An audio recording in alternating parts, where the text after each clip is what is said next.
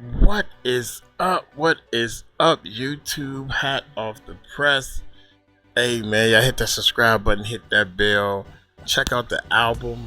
Dude, there's two videos. I keep trying to tell y'all, man, that Diddy is not getting no pardon by no daggone president. I don't know where y'all got that from, and I don't know why y'all even started feeding into that.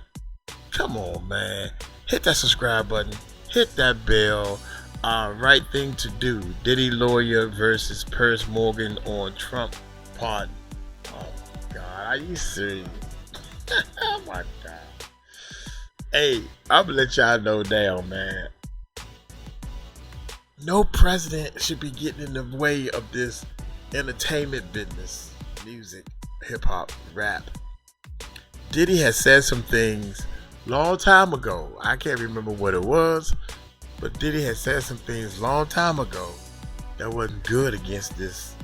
I remember Obama was running for president, and I remember Diddy was pushing real hard for Obama, which is Democrat, to beat. And you know, Trump and Obama, they don't like each other. They just get along because they have to get along. You know what I'm saying? Trust me, dog. What station are y'all looking at? That's all I want to know. Hit that subscribe button. Hit that bell. Let's check this. We anticipate that on October 3rd, hopefully he'll be coming home. We do not think that he should spend another day in jail. Not at all. White men like Trump need to be banished. If you're Donald Trump, why, if you reread those comments, should you contemplate a potential pardon? We went to them with questions and they refused to answer. That is very strange. What we have here is just a black female Alex Jones. I mean, that's really what she is. Bomb thrower. Let's like conspiracy theory. First of all, she should not be pardoned whatsoever. There would be no Epstein without Ghislaine Maxwell. Of course she wants to get out of prison. That's exactly why she would ever meet with prosecutors. Sit her down, let her spew. Sean Diddy Combs has again been denied bail as he awaits sentencing. Combs has been in jail since his arrest almost a year ago and wanted to go home on a $50 million bond. He was acquitted last month on the most serious charges of racketeering and sex trafficking, but convicted of 2 counts relating to prostitution. Both could land him with hefty jail terms, but members of his inner circle are hoping that President Trump will cut them short. Diddy and Trump exchanged mutual declarations of friendship long before the legal case, and the president was reportedly giving serious consideration to a pardon.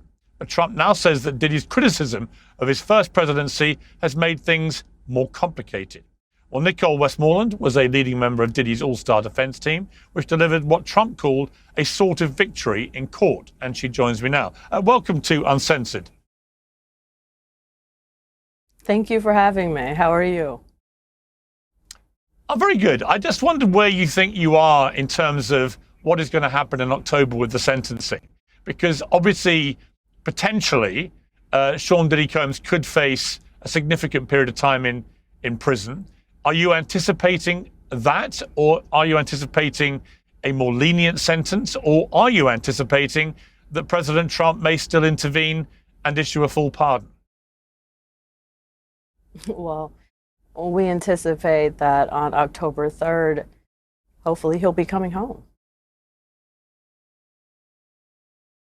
But in terms of he wouldn't get a prison sentence at all? We do not think that he should spend another day in jail. Not at all.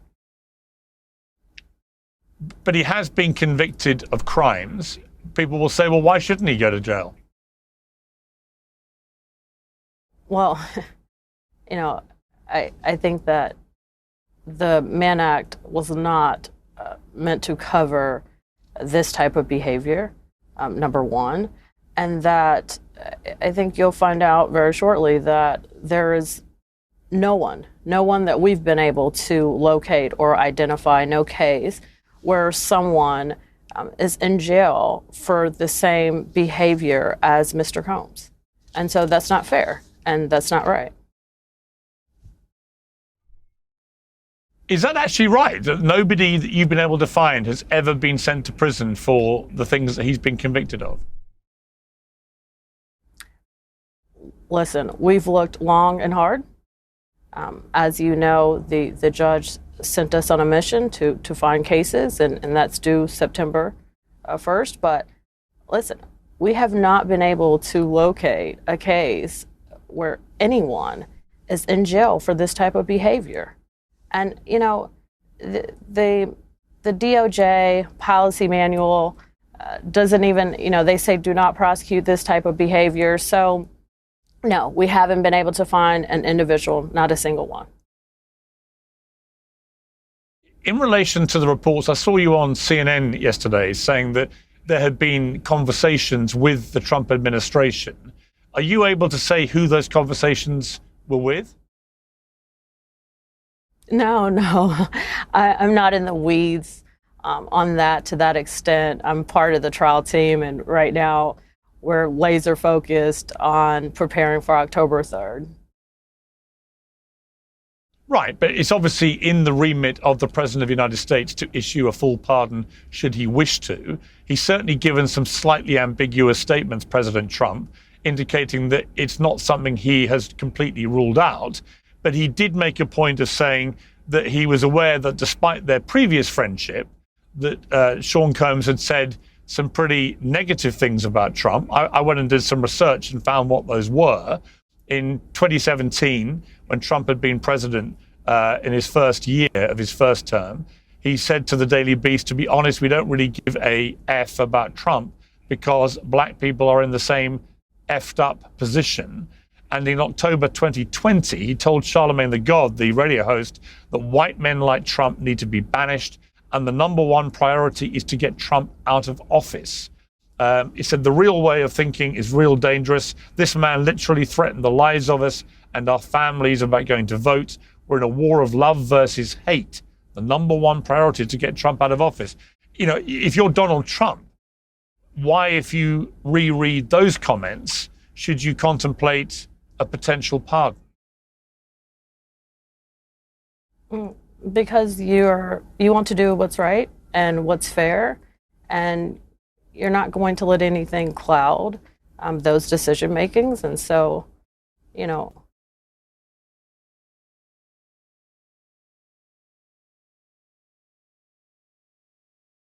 you want to do what's right. You want to do what's right. This man got close to 70 different cases that's sticking against him. You want to do what's right? Look at that video. You want to do what's right? Look at the video of him giving his apology video. You want to do what's right? You done beat 3 of the cases. You only got 2 of them you was guilty on. What's doing what's right is letting the court system work the way it's supposed to work without a president being involved. And you want to do what's right?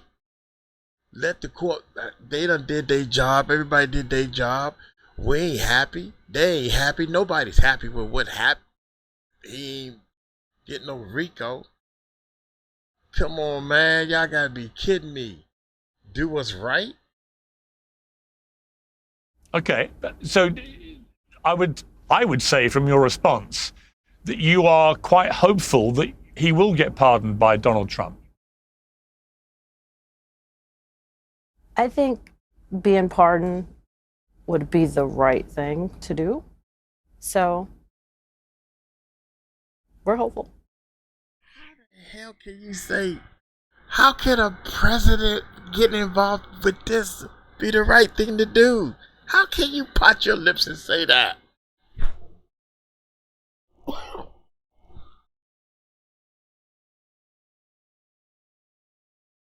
You got 2 football teams playing against each other. Then you got professionals getting on the team. They can sit on the sideline and coach, but they can't get in the game. I don't understand. I can't understand this.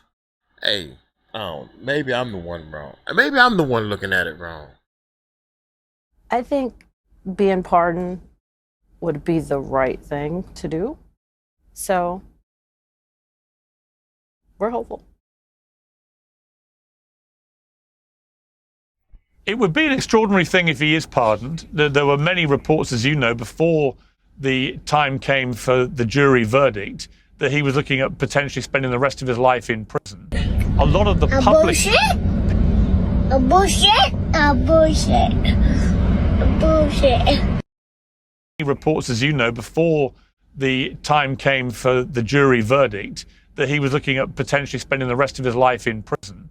A lot of the public opinion, I think, was clouded by the horrendous video of him attacking his then girlfriend in a hotel corridor. You have spoken courageously yourself about your own experience with abuse. When you watch that video as a woman, notwithstanding the fact that you've been part of his team, what does that make you feel personally about Sean Diddy Combs in the way that he has been violent towards women? You know, I know, because I've spent a lot of time speaking with him and I've spent a lot of time with him. I know that he knows that that was wrong. Bottom line, it was wrong. There are no excuses. And I appreciate that he knows that. So my question right after that would be, so you know he was wrong. He knows he was wrong. My question right now would be, so do you, since both of y'all know he was wrong, do you think he should be punished for that? Should he serve some time for that? Or should he be punished? And if your answer is yes, how should he be punished? Lawyer. See, all her, she just focused on getting her client off. Come on, y'all. Y'all don't see that. I'll call you back. I feel very confident that nothing similar, anything like that, would ever happen again. And I know that it did not take him being arrested. It did not take him being indicted. It didn't take the tape coming out for him to immediately know that he was wrong, immediately be remorseful, and immediately know that he needed some help. And so all the way back then in 2016, right after that situation, Mr. Combs checked himself in and he started getting help. And so that's what I know. And I'm happy that he started getting help and that he knew that and that he's continued to get help. And that's what I know. And that's what I appreciate, that he was not sober. He was not sober then. And he has made a decision for himself to get his life together, and he's been doing that. And that's how, that's what I know, and that's how I feel about it.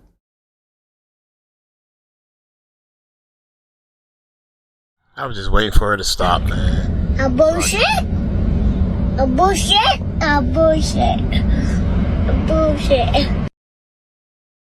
I was just waiting for her to stop, man, so we could, oh my God.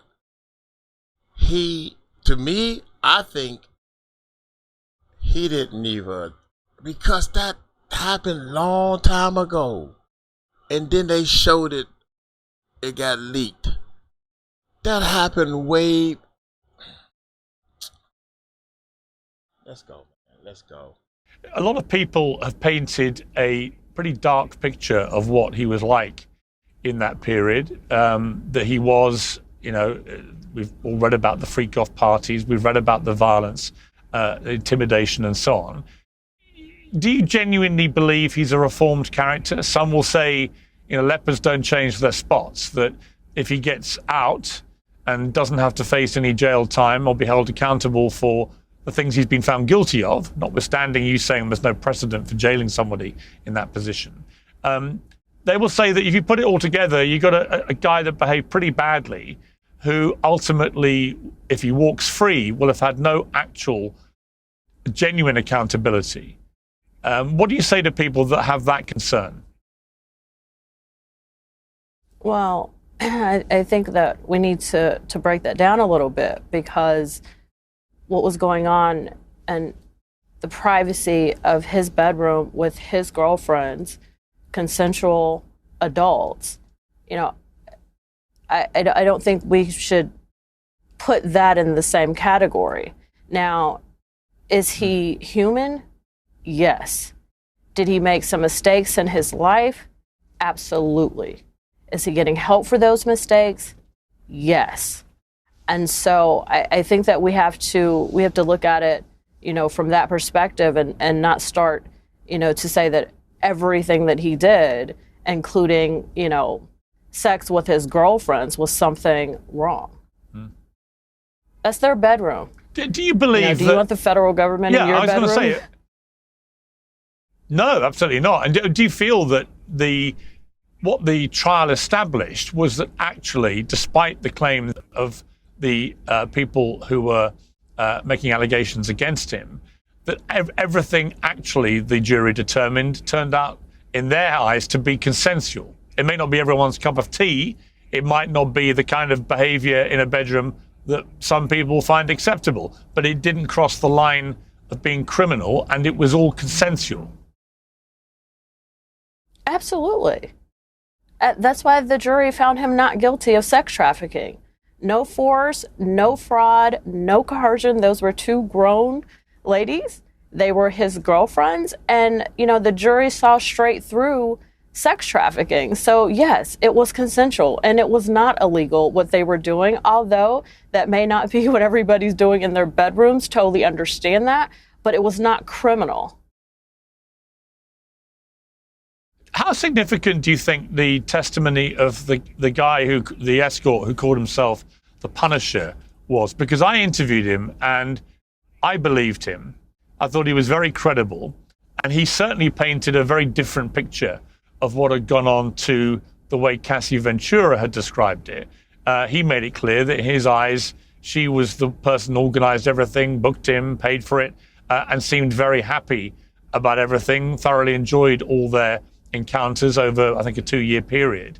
I felt he was both in the court, but also in subsequent interviews, a pretty powerful advocate for your defense. Agreed. I'll tell you, I really do not know why the government called him, but glad they did. So, agree. I think he was powerful, and I think he said a lot. Yeah. I mean, the irony is he was called for the prosecution, and yet he turned out to be a powerful weapon for you guys. Agreed.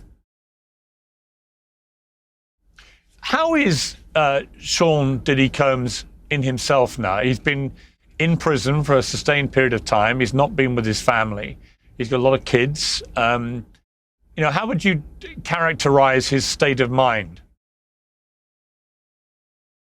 Wow, this is definitely the hardest situation he's ever been through in his life. I think that he's trying to stay positive. He is trying to continue to fight. He's trying to be a father from jail, which is very hard and very complicated. And so, I think that he's doing a lot of thinking, and he's continuing to work on himself, and, he's still trying to be a parent and, just get his life together. But this is definitely, this is the hardest thing he's been through in his life, and I think that he's taking it a day at a time. Were you surprised that a federal judge on Monday denied the motion to allow him to be released on bail? The prosecutors argued he was a flight risk and a danger. The judge said that you guys had failed to show sufficient evidence to counter the argument that he's a flight risk. But on the danger point, there was a letter from his ex-girlfriend, Virginia Huyn, to the judge, urging his release, saying he didn't represent a danger. Were you surprised, given all that he wasn't allowed out? I think that the judge made his decision. What I really take issue with is the prosecution. I take issue with the prosecution bringing this case in the first place. So I think the judge, made whatever decision that he felt like he needed to. But I think that the real issue is the prosecution having this type of discretion and being able to engage in selective prosecution and targeted prosecution and to have that type of power. I think that's the real issue. Very smart answer, Miss Lawyer. I'm sorry. Very smart answer from a lawyer. My hat goes off to you. You don't want to say nothing against the judge because he still got power. You're going to go against the people that you've been going against. Like, it's almost like I'm playing a game of sports. You take all your anger out against your opponent, not the referees, not the coaches, not the people in the bleachers, your opponent. Oh my God, boy, this is what you call lawyer 101 skills. Lord have mercy. Targeted prosecution and to have that type of power. I think that's the real issue. I just want to play again. This is the actual clip of Donald Trump talking about the possibility of a pardon. I was very friendly with him. I got along with him great, and seemed like a nice guy. I didn't know him well, but when I ran for office, he was very hostile. He made some terrible statements. So I don't know. It's more difficult. It makes it more. I'm being honest. It makes it more difficult to do. But more likely a no for Combs. I would say so. Okay. Finally, what is your message to Donald Trump if he's watching this? To look at the case and make his decisions from there. I think that pardon him would be the right thing to do, given the history of the Man's Act. If I'm not mistaken, President Trump pardoned Jack Johnson, and the Mann Act was used against him. And so, if he has the opportunity to look through the case and make his decisions from there. I think looking through the case and the history of the Mann Act and where we are now, and that this type of behavior, is not being prosecuted. It's not. Mr. Combs was prosecuted because he's Sean Puffy Combs. And that's just not right, and it's not fair, and he does not deserve to be where he is right now because of the Mann Act. He just doesn't deserve that. And so we just like fairness. We like fairness, and I'm hopeful that, at the end of the day, that a fair outcome will come from this, and that somehow this will turn itself around to be something positive. Nicole Westmoreland, I really appreciate you coming on Uncensored. It was a very interesting interview. Thank you very much. Thank you. President Trump is also reportedly considering a pardon for Ghislaine Maxwell, who's serving 20 years for facilitating Jeffrey Epstein's abuse of young girls. Maxwell was quietly moved to a low-security prison last week. Bill and Hillary Clinton have now been subpoenaed by a congressional committee investigating the Epstein files farce. And elsewhere in legal news, my interview with Candace Owens, who's facing a massive defamation suit from the Macrons, has certainly got people talking. Many think that the French president has overreached. Many say Candace is doomed. Well, joining me to discuss all of these legal issues is a panel of legal minds: a criminal defense lawyer, Mark Eiglash, the criminal attorney, Bruce Rivers, and entertainment law expert, Eric Gardner. Well, welcome to all of you. Let me start with you, Bruce Rivers, if I may, with the Diddy case. What are you anticipating is going to happen here? Do you think Trump will issue a full pardon? Should he issue a full pardon? And if not, and we get to sentencing on October the 3rd, what is the likely sentence? Well, I don't think Trump should issue a pardon because pardons are an extraordinary remedy. However, if Trump thinks he can get something out of the pardon, he will certainly issue it if he thinks he can get something.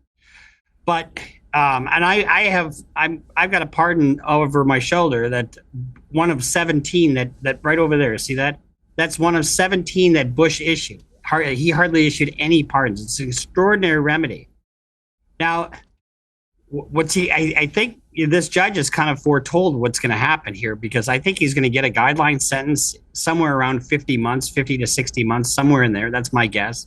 And he's already served basically half of that. But the judge is also going to consider some relevant conduct that was acquitted, and the judge can do that in this case. Now, I heard the defense lawyer. The defense in this case was pretty masterful in what they did. It's a pretty good result, because the government wins most of these cases. But one of the things that she said is that on the pardon issue, well, we've looked for all kinds of cases. We've never seen a Mann Act like this ever charged out. Well, wait a second. Have you ever seen a Mann Act case with all this other relevant conduct? I bet you didn't. With thousands of bottles of baby oil, with all this other stuff going on, with all the abuse and stuff.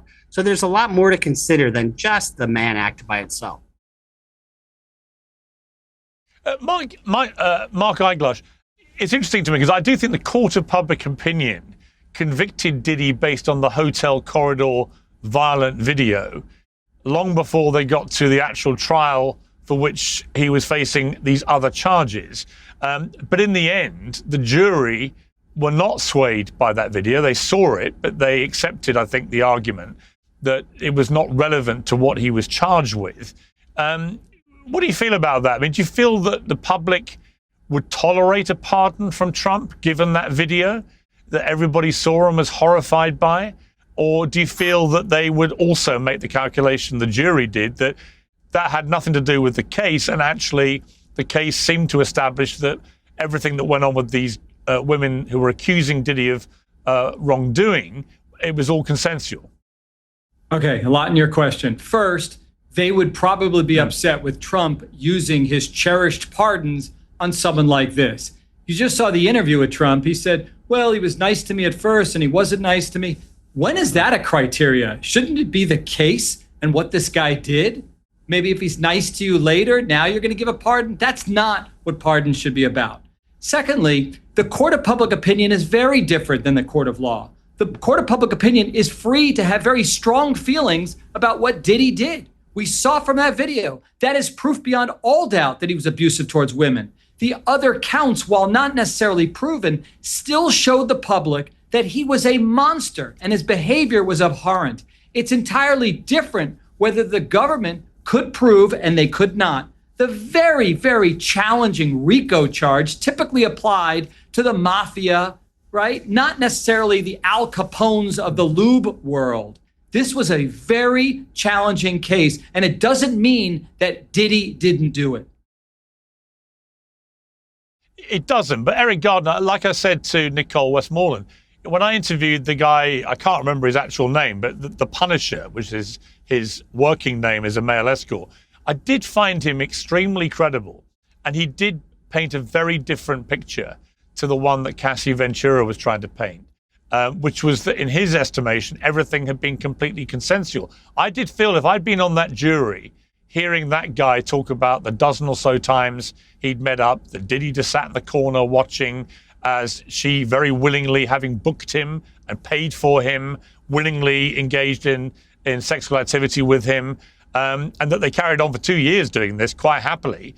I think that would have been a very persuasive argument to me that this was not the way it was being portrayed. What do you think? Well, I think that, the jury didn't necessarily declare Diddy innocent. What they did was that they declared that the prosecutors just had not made the case. And, there was a lot of criticism in the legal community because prosecutors were very aggressive on this. They overcharged Diddy stuff with trafficking and all that. So you can certainly make judgments that stuff was consensual, but I don't think that you can read the verdict as a declaration that it was all consensual. I think that there's room for interpretation. And just to be clear, when Nicole Westmoreland said they could find no other example of anyone who'd been convicted of the charges that he was convicted of in terms of effectively prostitution across state lines. They couldn't find any evidence of anyone being sent to prison for that. Is that your understanding? Well, I haven't researched particular that crime, but from my understanding of what she said, she was basically saying for his types of acts. So I don't know whether there's stuff that has ever been charged on free goss and stuff like that, and whether exactly she was referring to. But I do know that people have been sentenced for the Mann Act before. She herself referenced a famous example in the boxer Jack Johnson, who was pardoned. I also think that the judge is very conscious of the fact that he was charged with more crimes. He doesn't seem to be particularly aggrieving about what happened.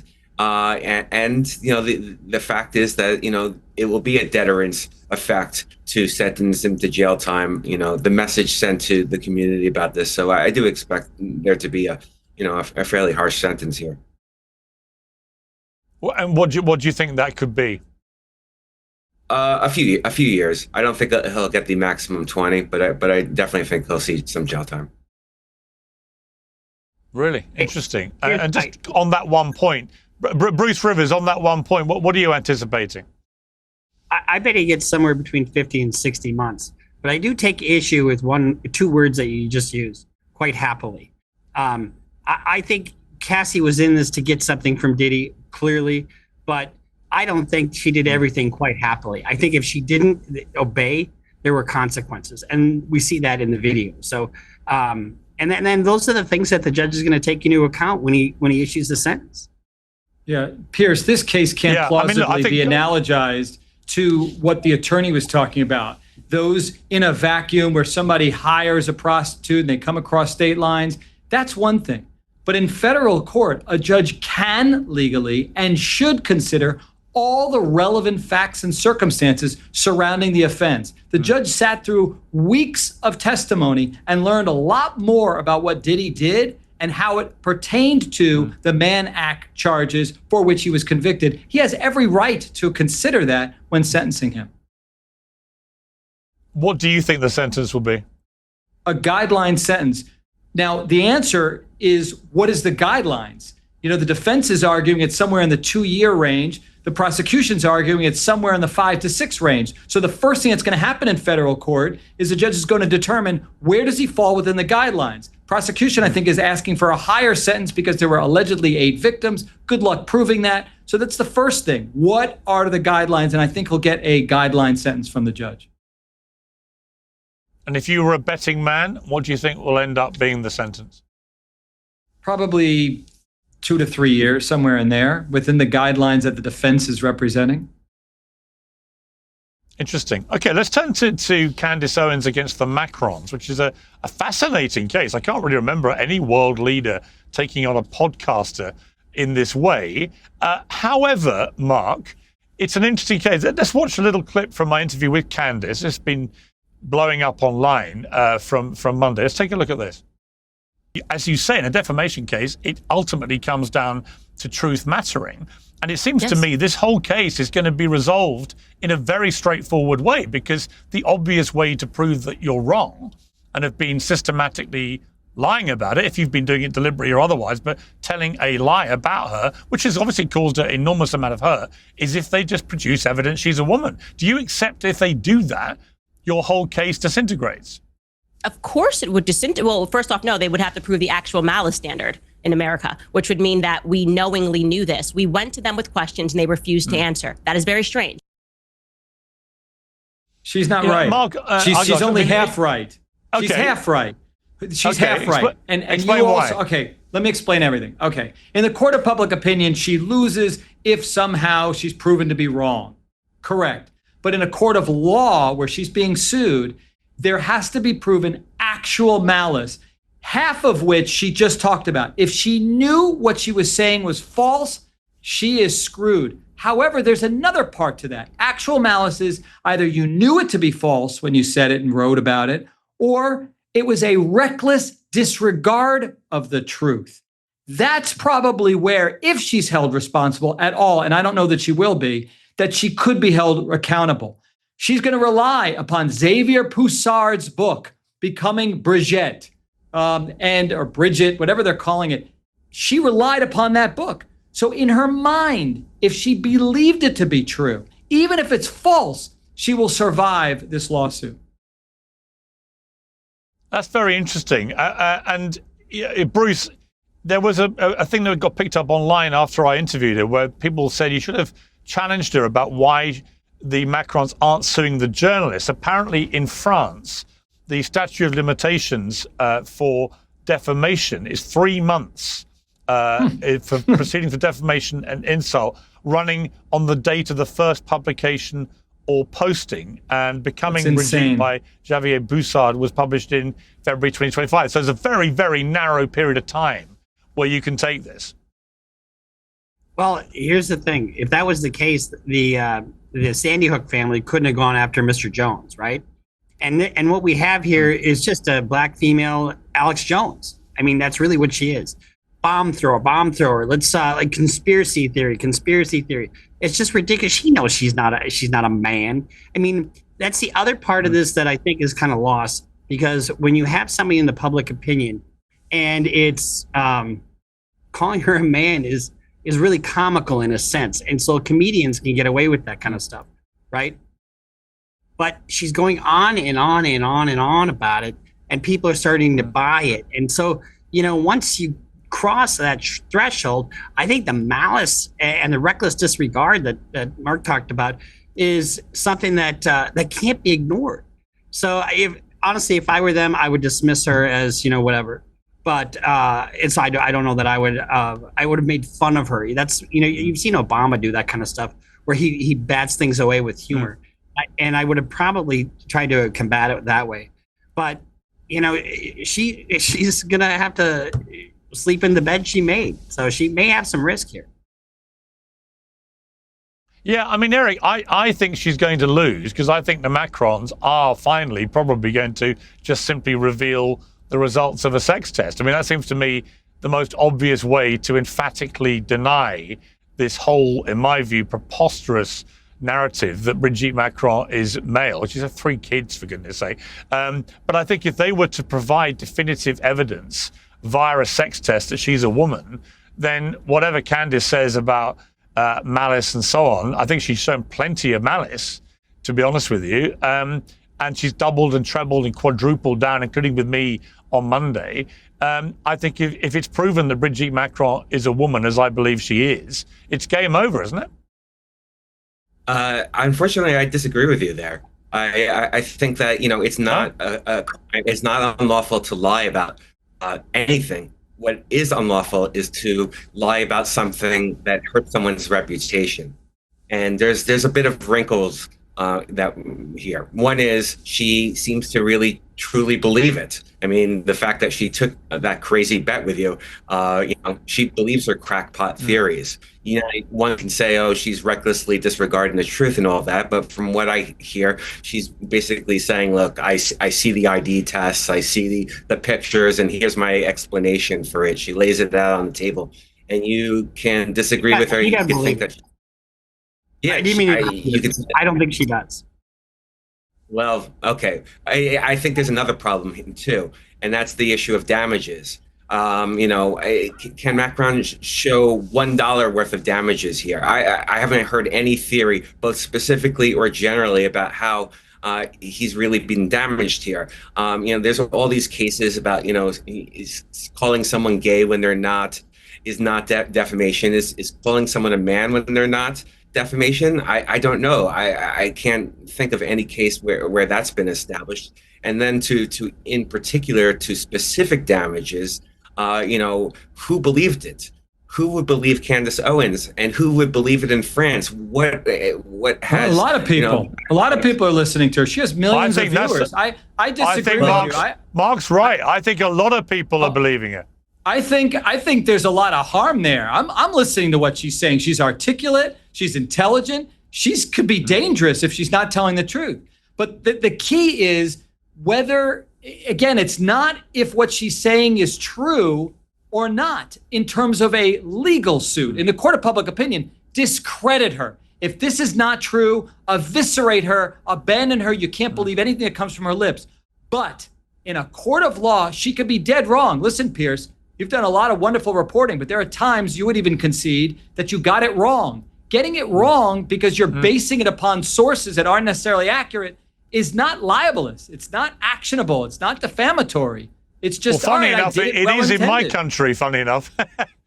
It is in my country. We have very different laws on libel and defamation, and it's much easier. Well, they're suing here. They're suing in Delaware. In the UK. In Delaware, getting it wrong doesn't mean that it's actionable. You've got to know it to be false or a reckless disregard of the truth. And we're not sure that she's at that point. And I know it's an extreme example, but if it happened to Alex Jones, you know, he went on and on and on about Sandy Hook, you know. Yes, he did. Yes, he did. And he got $1 billion award against him, which, as far as I'm aware, he's barely paid any of that. But that was an example of him deliberately, in my view, promoting a lie he knew to be a lie, because he was making hundreds of millions of dollars. And every time he went on the airways and repeated the lie that the Sandy Hook massacre was staged, you could see a spike in his earnings, a dramatic spike in his earnings. So there was an absolute straight line there between promoting a lie, which everybody knew to be a lie, and him making tons of money. Now, in Candace's case, she has a very popular YouTube channel. Every time she's talked about the Macrons, she gets a lot of traffic. It's not difficult to establish she's making a ton of money out of this. But the question, and I think Mark's right about this, it comes down to, in American law, it comes down to, did she knowingly do that, knowing it was a lie? And that I think is going to be the determinating factor. Piers, what's going to help her? And by the way, there's no question she's benefiting. There's no question even when you brought that up, she didn't somehow, say you're wrong, Piers. Of course she's benefiting. No. But again, unlike the Sandy Hook case, she can rely first and foremost on a book that was a bestseller apparently in France, and use that to say, look, I'm just quoting things from the book. I believe the book. It was persuasive to me. And for what it's worth, that interview that you did with her, Piers, proved to me that she really does believe it. Well, I think I've known Candace a long time. I wouldn't say that necessarily proves she knows for a fact. I think she can be extremely, as you touched on earlier, she can be extremely articulate and compelling, sometimes in defending the indefensible.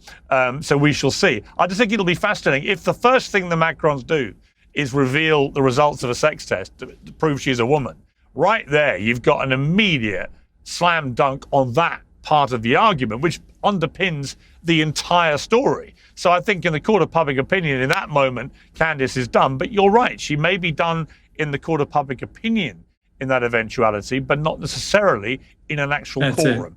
Really interesting.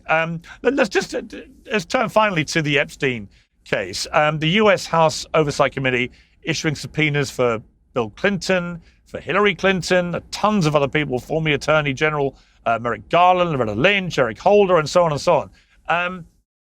I felt about this case, that the Trump administration, having walked everybody up the hill to get very excited about, we're going to reveal everything about Epstein. Then we had Elon Musk falling out with Trump and saying on X, bombshell, Trump's in the Epstein files. And then mysteriously 2 weeks later, the files are all shut down and that's the end of it. And then, of course, MAGA, interestingly, rebelling against this because they'd been left at the top of the hill expecting to get all the dirt and then discover that they're being told there isn't any. So I think it's been very badly handled by the Trump administration. However, I also said for the Democrats, be careful what you wish for, because there are a lot of senior Democrat people who were caught up in the Epstein world, notably Bill Clinton, who repeatedly went on the Air Lolita or whatever they called it, the Epstein plane. Now, no suggestion that Clinton broke any laws. We don't know, but his name will be all over these files.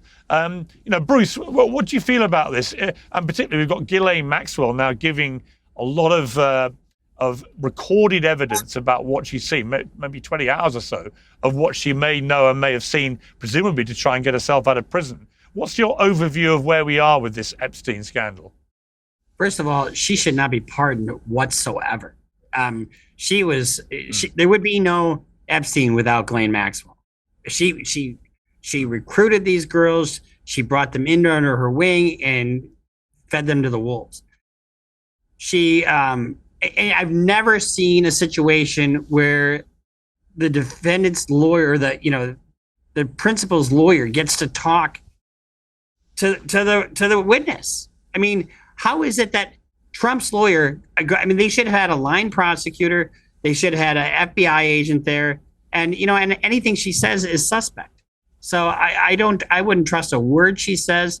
But release the files. They're not going to release grand jury transcripts, and I don't think they should. But because you're going to re-victimize some people. But if there's over 1,000 women, young ladies, and I don't know if that's an accurate figure or not, but that's been bantered about. Are we going to re-victimize these girls all over again? One of whom committed suicide over this? I mean, she should be afforded no privileges whatsoever. I mean, she should have gotten a life sentence. Epstein certainly was looking at a life sentence. Yeah, I mean, Eric, what's fascinating about this is, we know that Epstein abused a lot of young girls. We know Ghislaine Maxwell was around him for most of that period. And we know that the only person, despite so many rich, famous, powerful people being in that orbit for 2 decades, we know the only person who's actually been made accountable is Ghislaine Maxwell, who's been languishing in jail on a 20-year sentence. Many people feel, quite rightly, in my opinion, that there must be a lot of powerful men who've just got away with this so far. And the question becomes, are they going to be held accountable? And has Ghislaine Maxwell taken this opportunity to get herself out of prison by naming names of rich, powerful, or famous men, maybe all three, who were part of this, who may now get dragged in, making it a much bigger scandal? And will she also, as part of her deal with the Trump side, have made it crystal clear that Trump did nothing wrong, which may be what Donald Trump wants her to do? Yeah, I'm very interested in what Ghislaine Maxwell has to say. That's probably the only new thing I think that will come from all this. A lot of the stuff that's coming from Congress in terms of subpoenas, I regard as a bit of a sideshow, as a bit of like political tit for tat. But her testimony is kind of fresh and new, and I'm sure she's saying things that she didn't say when she was under indictment and facing prosecution. Whether or not she's just saying these sorts of things to angle for a pardon or for leniency, who knows? But I certainly be there watching. They riveted her testimony in front of Congress. Of course she wants to get out of prison. That's exactly why she would ever meet with prosecutors. And we shouldn't be afraid to hear what she has to say. What prosecutors do routinely is they give her a castigar letter, a queen for a day letter. They let her speak. If there's nothing of value and it can't be corroborated and nobody is ever prosecuted, then she gets nothing. Only when it leads to substantial assistance, as it's called, which is a high threshold to meet, then prosecutors would consider giving her some benefit. So no fear, sit her down, let her spew. Here's the problem. She's got an appeal to the Supreme Court to determine whether her case should have ever been brought to begin with. So now she's holding back. She's not going to do anything really meaningful until and unless the Supremes say, we're going to pass on your case, which is likely what they're going to do, or we're going to take it up. She's already received benefit. She's been moved to a lesser prison. That seems true, like we don't know whether that was coincidental or not. It did happen 2 days after she met with prosecutors, so it probably Donald Trump said he knew nothing.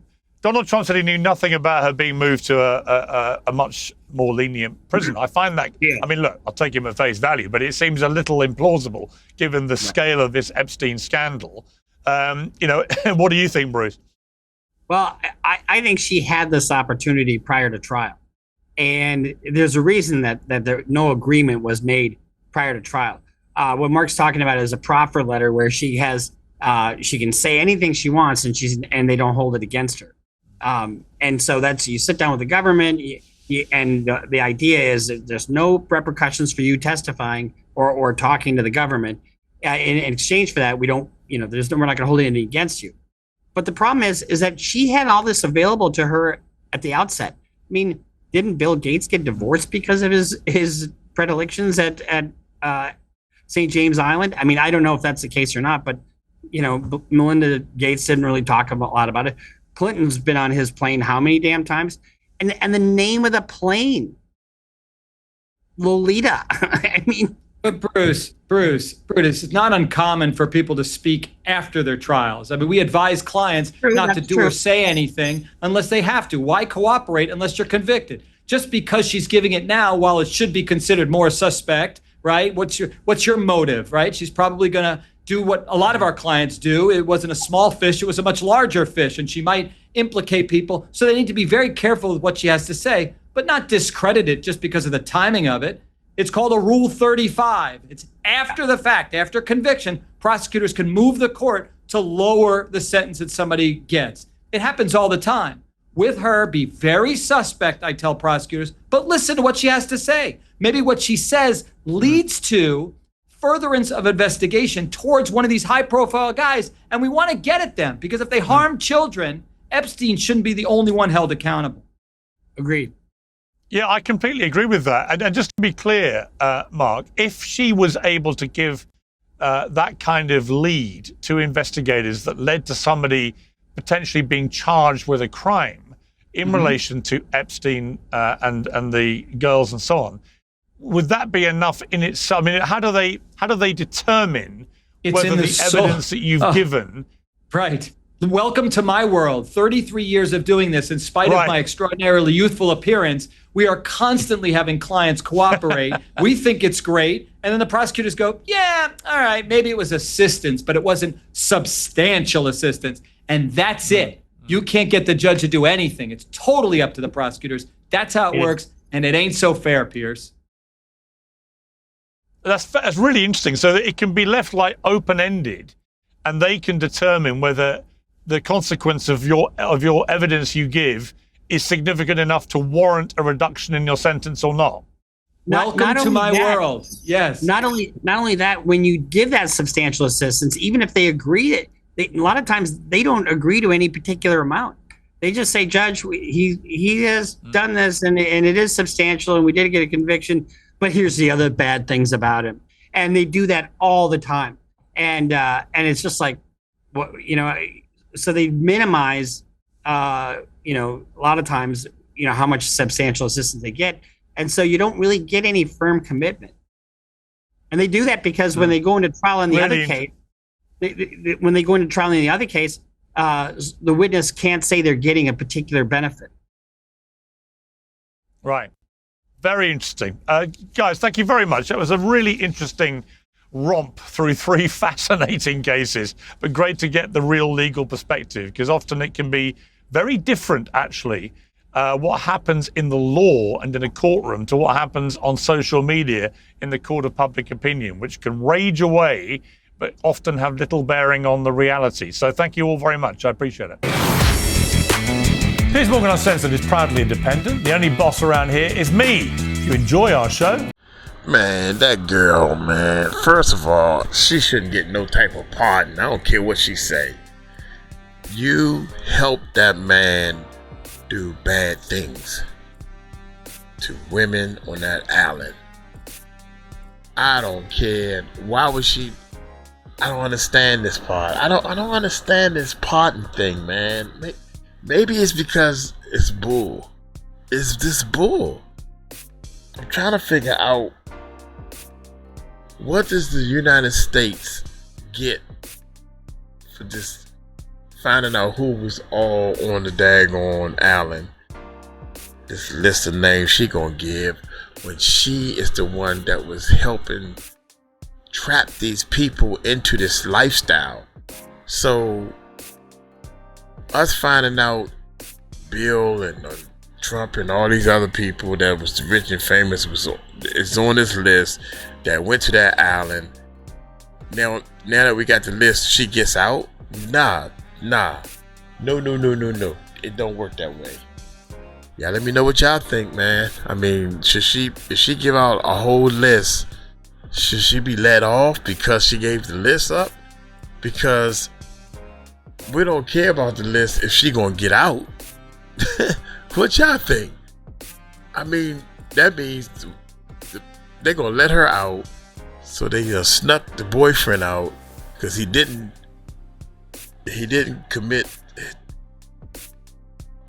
off himself in jail.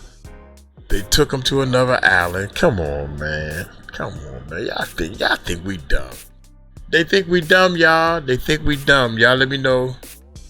Y'all let me know in the comments, man. I see y'all in the comments. Y'all take it light, take it slow. Tell me Uncle Mike told you so. Peace out.